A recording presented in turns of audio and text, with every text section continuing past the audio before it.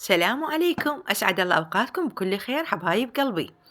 اليوم اجيتكم بحلا السميد كلش طيب وتعلولة للشتوية تفيدكم.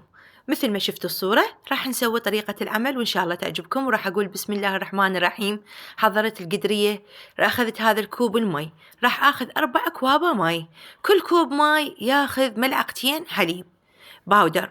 خلطتهم بهالشكل هذا، صار عندي بهذا الجك. راح أضيفهم بالجدر بهالشكل هذا، مي دافي يعني لا كلش بارد ولا كلش حار.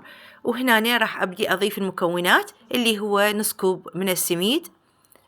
طبعا أنصحكم تجربتها كلش طيبة وتفيد الوقت هذا الشتوي يعني.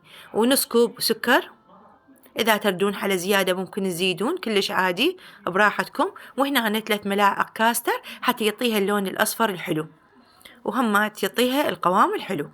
هذه هنا هسه راح أخلطهم على البارد إلى أن يذوبون كلهم، وبعدين راح أتحول على النار. بأثناء ما أشوفهم يبدون يتجانسون على النار راح أضيف هاي الزبدة اللي مقدارها 50 غرام. ضروري يعني إضافة هاي الزبدة راح تعطيها فالطعم كلش طيب. بعد ما قلنا يغلي نضيف الزبدة، وممكن نضيف وياها ماي الورد، وإذا ما يعجبكم ماي الورد أي منكهات عندكم ضيفوها. وهنا أنا راح أخلطهم وأخليهم على النار. وبعد ما أخليهم على النار راح اختصرت الوقت لكم، وراح تشوفون شكلهم النهائي بعد ما تستوي، وهذا شكلها.